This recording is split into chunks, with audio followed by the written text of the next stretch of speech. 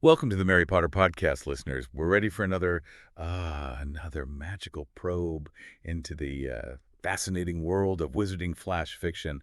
This week, well, let me just say, you are in for a real treat. Oh, I agree. A real treat indeed. Two wild tales, Yeah. just two absolutely wild tales that bend the fabric of magic as we know it. I mean, just imagine mages, right, encountering magic beyond anything they could imagine. And individuals forging their own path, you see, in worlds defined by magical abilities. Exactly. Surprising twists, whimsical encounters. Yeah. The sheer audacity of magic in the most unexpected forms.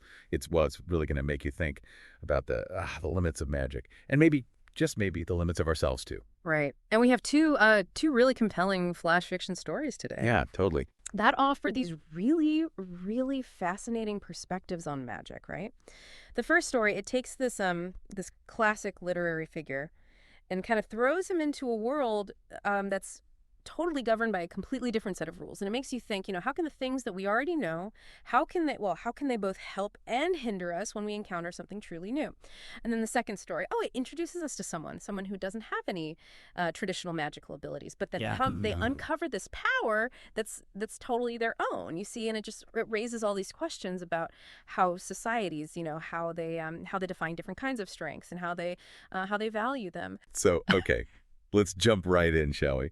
First, magical probe. It's called Gulliver's Forbidden Spells, Beyond Lilliput. And it's a really cool spin on a classic.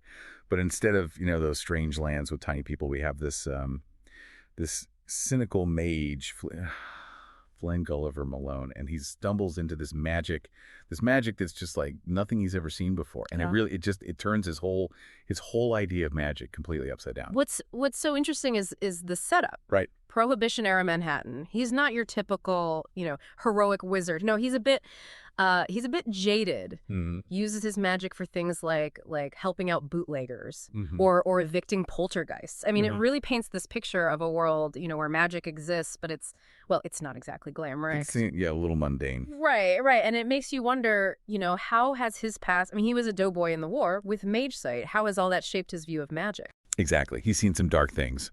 Not easily impressed. And then, wham, a sorcerer's storm it rips his freighter right out of reality. And he wakes up on this crazy beach. Oversized mushrooms. Giggling, weeping willows. I mean, come on, it's like something out of a dream. It is. And his first reactions, they're key. He tries to make sense of it all using what he knows, right, about magic. Yeah. But his spells, the ones he's, worked on, perfected, they don't work. Not against this wild, whimsical energy. You see these really vivid examples. I mean, a sparrow the size of a terrier tying Gulliver's shoelace to a toadstool, flowers arguing philosophy, trees that sprout edible sonnets, a river flowing backward, chuckling. Can you imagine? It's a whole new set of rules. Completely different. Like, you could be the best at one kind of magic, but in this place, yeah, totally useless. Right. And then he finds the tea party. Yeah, yes. Alice, the Mad Hatter, the Dormouse. Oh, that's when it gets really good, because Alice explains that in Wonderland, it's all about willpower. Cake first, then apologies. Mm-hmm. It kind of sums up, how chaotic their magic is, like their desires, their beliefs, they literally shape reality. Just incredible. And for Gulliver, I'm talking about frustrating. He spent years honing his craft, his magic, all his discipline and control. And then there's this kid shaping reality with a temper tantrum. Mm-hmm. I mean, what does that say about magic, right? What What if a child's emotions are more powerful than years of study? Yeah. It's a lot to process. It really is. And then there's this feeling of being completely vulnerable. His spells, his tricks, his street smarts, none of it works against enemies made of pure imagination. Talking about humbling. It forces him to really see how limited his own perspective is. And yet, in all this chaos, there's these moments of practicality, and it's often Alice, who demonstrates them. Like, she can create shelter from these singing, off-key, enchanted roses. It shows that even in a world of nonsense, there's still a kind of logic to it. And her warning to Gulliver, she says, too much sense, and it turns to nonsense. And it's the key to understanding how Wonderland works. It's like, you got to let go of everything you thought you knew. Exactly. And so he adapts. He spends weeks with Alice, learning to, well, to coax the impossible, sculpting bridges from birdsong, dueling playing card nights, bartering with riddles that are alive. His spells, they might be failing, but his will, oh, that's getting sharper. Oh, It's yeah. like he's learning a whole new magical language. Yeah, it really is. It really is. And this period, this whole adaptation period, it's transformative. He has to move beyond what he knows about magic. He has to engage with a world that's shaped by pure imagination. And then he has this encounter with the Red Queen. Alice shouts, "Tag, you're it." And suddenly he's in this crazy battle, shifting croquet mazes, teacup thunderstorms. I mean, can you imagine? Well, It really puts his adaptability to the test. It's amazing, really, how we humans how we can learn and how we can adapt, even when we're in the most bizarre situations. and that's when it happens, the shift. His fear, it's gone, replaced by exhilaration. He's not just surviving, he's thriving in this impossible world. And Alice, she notices it too. She says, Wonderland seeps into the cracks. It's like, like all that cynicism he had at the beginning, it's just melting away, replaced by the absurdity and the possibility of Wonderland. Right, and the ending. Oh, it's so poignant. His sigil, something from his old magic, it sprouts this beanstalk, a strong one too. And it's like this symbol of his interchange. He's not defined by his old understanding of magic anymore. He's not cynical. Now he has this belief, this audacious belief that the impossible is, well, it's just improbable. Love that. Yeah. Makes you think, about all the limits we put on ourselves and on the world. So we've seen a mage, a real pro, grapple with a whole new system of magic. Now let's turn our magical probe to our second flash fiction story. This one is called The Elemental Duelist, Ember of Defiance, and it's about a teenager, Kai, and he lives in a world where everything is about elemental affinity, but he doesn't have any. It's about finding your strength, finding your power in something that everyone else sees as a weakness. Yeah. This story, it taps into a different kind of magic, or maybe a different way of relating to magic. Kai. He hates Evocation Day. In a society where everyone values elemental magic, if you don't have an affinity, well, you're a dud, an embarrassment, especially to a duelist lineage.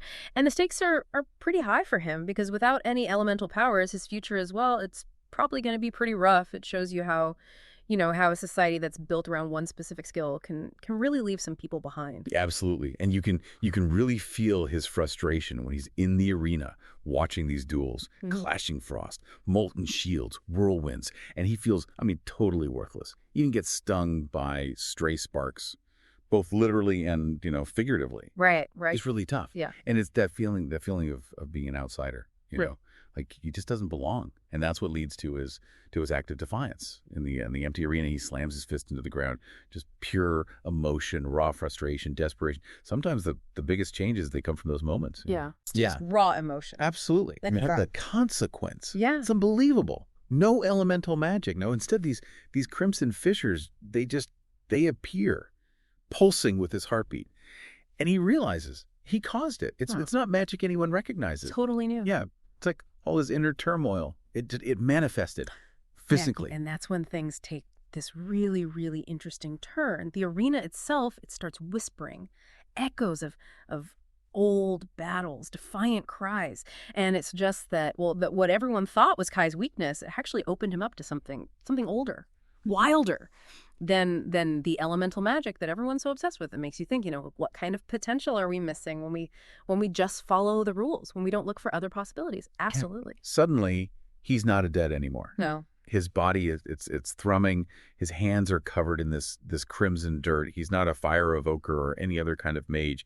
He's something new, forged from defiance and from this connection to the earth. Nobody understands it. And so he decides to enter the tournament. Bold move. Everyone laughs. Look at the dud, they say. But he stands his ground. Those crimson scars, they're like a badge of honor. It's powerful, isn't it? Refusing to be defined by what other people think. It is. And his first duel, oh man, it's something else. His opponent, a fire evoker, the favorite, probably thought it would be easy. But Kai, he uses the earth's power, but not like the elemental magic they're used to. Yeah. He heaves the ground, creates these crude shields. The crowd is shocked. The whole duel is this blur of crimson earth and fire explosions. Right. It's a clash of styles, really. Different ways of thinking about magic and fighting. And even though he loses, because he's still learning how to control his power. It's still a kind of victory. The crowd, they're cheering. They see the raw power, the audacity, and even the winner. He has this new respect for Kai. He showed them something new. I mean, it's sometimes winning, real winning. Yeah. It's not about, it's not about beating the other guy. It's about changing people's minds, showing them what's possible. Exactly. And the headmaster, he sees it too. He's in awe. And also a little wary, because Kai is channeling heart, not control. And then he mentions these old scrolls with figures wreathed in crimson light.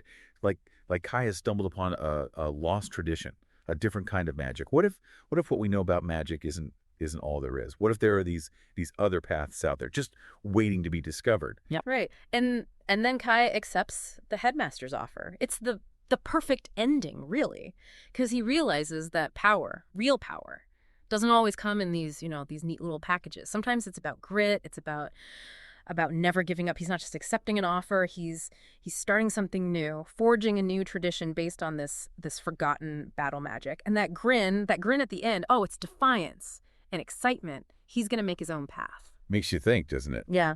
What are we holding ourselves back from? What kind of potential do we have if we just allow ourselves to be different, to embrace our unique strengths? Definitely. So, listener, what did you think of those incredible magical probes? Two totally different worlds, but both showing us that, well, that magic doesn't have limits. Neither does the human spirit. A cynical mage finds himself in a realm of pure whimsy. A kid who doesn't have magic discovers this raw, this defiant power inside himself.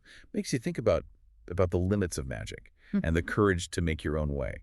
What stood out to you? I mean, did Gulliver's journey, did it make you think about how, what we know, our expectations, how they can sometimes stop us from understanding new things? Or did Kai's story, his defiance, did it resonate with you? Maybe you've had to overcome limitations, and find strength in places you didn't expect. Think about it.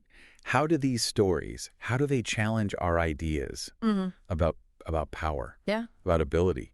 Maybe we all have these forbidden spells inside us. Maybe there's potential we haven't even tapped into.